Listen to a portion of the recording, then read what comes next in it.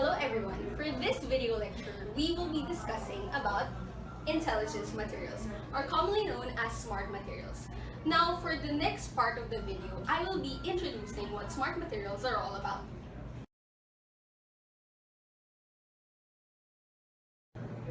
Intelligent materials are designed materials that have one or more properties that can be significantly changed in controlled fashion by external stimuli such as stress, temperature, moisture, pH, electric, or magnetic fields.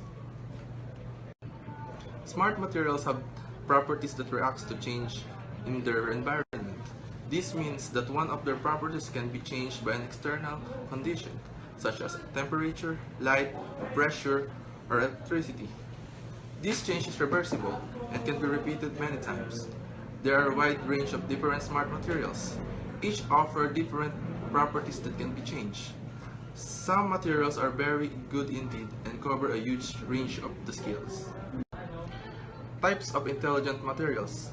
First is the piezoelectric, shape memory alloys, magnetostrictive, magnetic shape memory, smart inorganic polymers, pH-sensitive polymers, temperature-responsive polymers, and holochromic.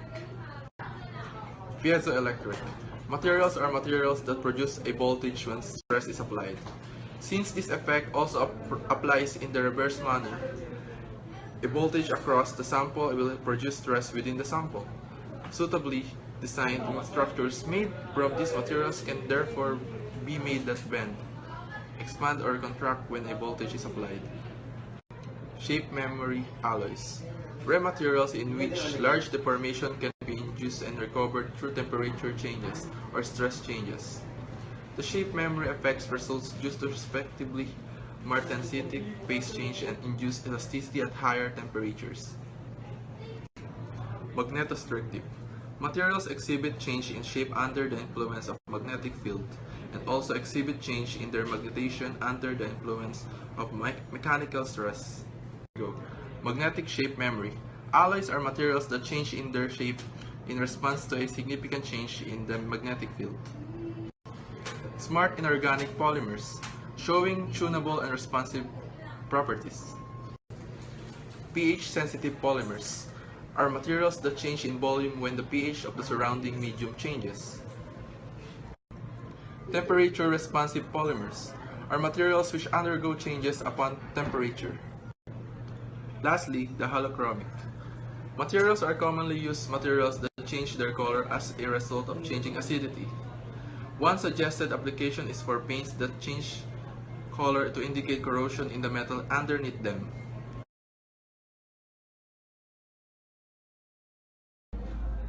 With the development of material science, many new high-quality and cost-efficient materials have come into use in various fields of engineering. In the last 10 decades, the materials became multifunctional and required the optimization of different characterization and properties. With the last evolution, the concept has been driving towards composite materials, and recently, the next evolutionary step is being contemplated with the concept of smart materials. Smart materials are new generation materials surpassing the conventional structural and functional materials.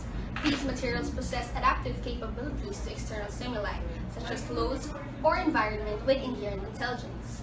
The stimuli could be pressure, temperature, electric and magnetic fields, chemicals, hydrostatic pressure, or nuclear radiation. The associated changeable physical properties could be shape, stiffness, viscosity, or damping. According to Tagaki, 1990, explained it as intelligent materials that respond to environmental changes at the most optimum conditions and reveal their own functions according to the environment. Smartness describes self-adaptability, self-sensing, memory, and multiple functionalities of these materials or structures. These characteristics provide numerous possible applications for these materials and structures in aerospace, manufacturing, civil infrastructure systems, biomechanics, and environment. Self-adaptation characteristics of smart structures are a great benefit that utilizes the embedded adaptation of smart materials like shape memory alloys. By changing their properties, smart materials can detect faults and cracks and therefore are useful as a diagnostic tool. This characteristic can be utilized to activate the smart material embedded in the host material in a proper way to compensate for the fault. This phenomenon is called self-repairing effect. So, to give you a brief background about the topic, smart materials or intelligent materials, the development of smart materials, or the so-called intelligent materials, has been the objective of scientists and researchers for the past 3 decades. So, for 30 years, they were eager to learn and discover about these things. Materials, systems, and structures are identified as smart or intelligent if they can interact with the environment and if they can predict, if they have the ability to predict the required future actions to respond to change in various ways.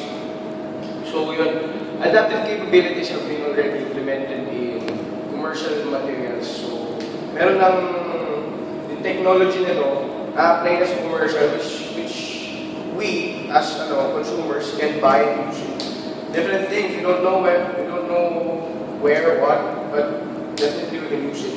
For instance, liquid crystals are used to indicate changes in temperature. So yung mga liquid crystals na yan, ginagamit yan sa mga temperature controlled areas. So yun.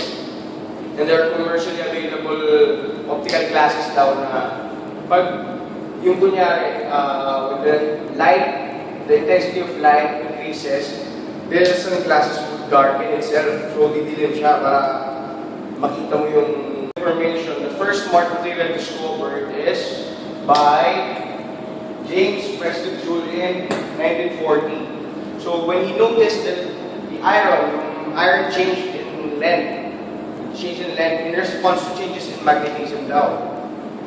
The name of this phenomenon, which he proposed, is called the Joule effect.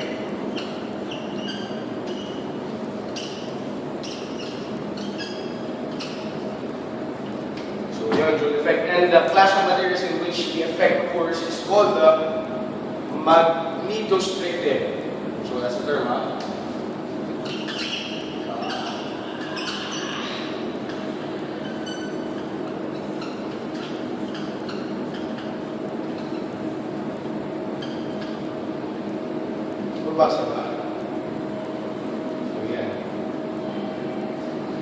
So some kinds of magnetostrictive materials are for such cobalt, iron, nickel, ferrite, terbium alloys, and lead glass.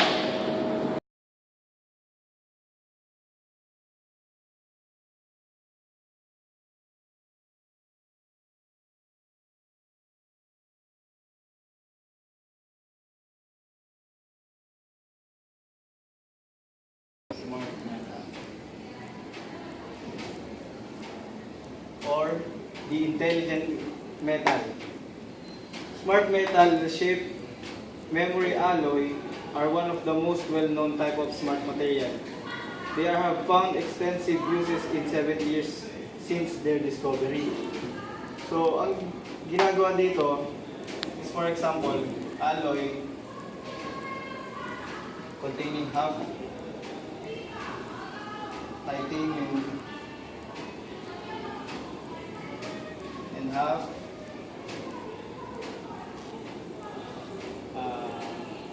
nickel.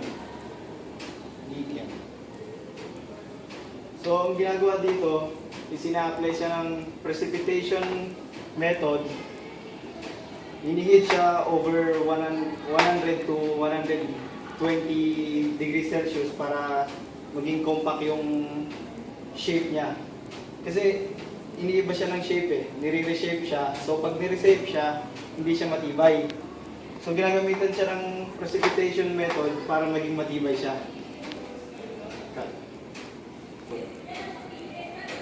So ito, ginagamit to sa mga gadgets natin para magkaroon tayo ng mga maliliit na metals na matitibay.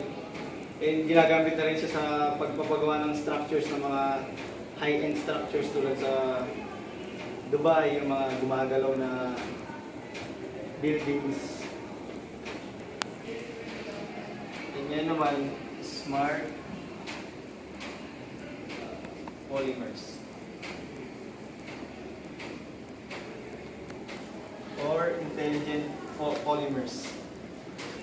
There are a number of classes of smart polymers which exhibit changes in different property with different stimuli. Ito ang chromic. Chromic contains three types. They are electrochromic,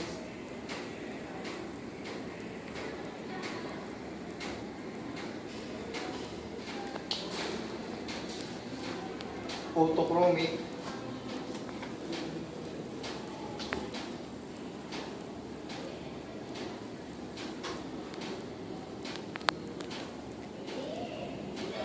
and thermochromic.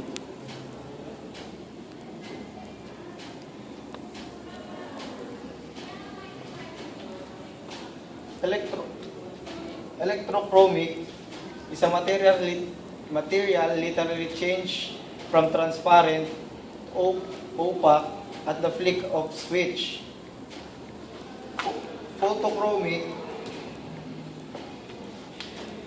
is a material change color with a change of level of UV lights. For example, ito yung ginagamit natin sa shades. So, di ba yung may mga shades tayo na kapag naanohan siya ng araw, hindi tayo nasisilaw, yung black lang, darker yung nakikita natin. Yun yung example nito.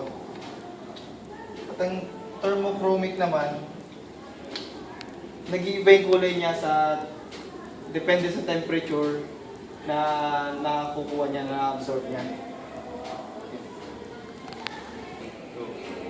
Ito naman, last, smart fluid.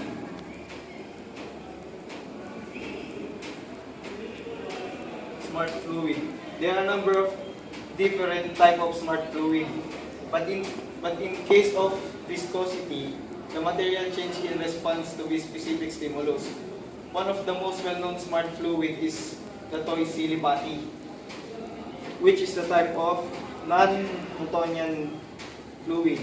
The viscosity of silly putty is dependent on the rate of which it is deformed. The faster it is deformed, the more viscosity it becomes. Silly putty is actually a type of silicon compound called silly putty. So ito yung name ng toy. And silicon compound called polyborosilicon. So para siyang ano ba yan? So itong polyborosilicon isa para siyang corn flour na inaluan mo ng tubig na pag in-stir mo ng in-stir, pag in-apply mo yung malakas na force, hindi lulubog yung kamay mo dun sa liquid na yun. So pag dahan-dahan lang siya, yung less power na binigay mo, lulubog siya. At yun ang smart fluid.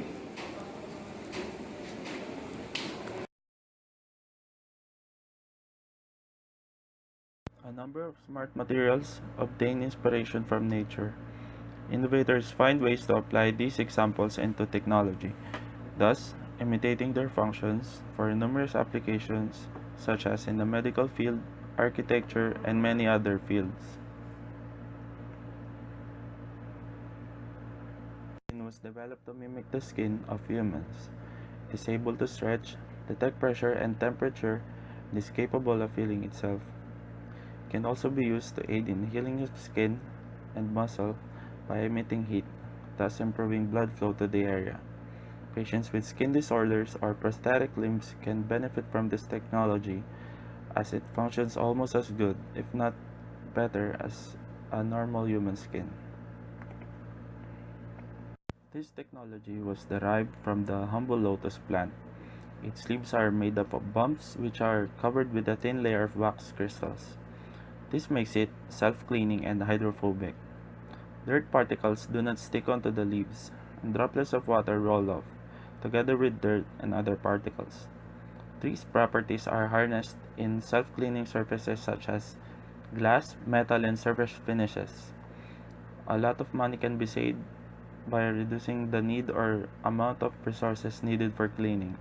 One particular application is for solar panels, as a lot of sunlight can be blocked by particulate matter that rests on top of its surfaces. Skin is widely used in swimming water sports, apparel, and ship coating. Hydrodynamic research found that shark skin doesn't behave like most fish scales do, but rather they shift like how fur does, which helps sharks move faster and with less drag.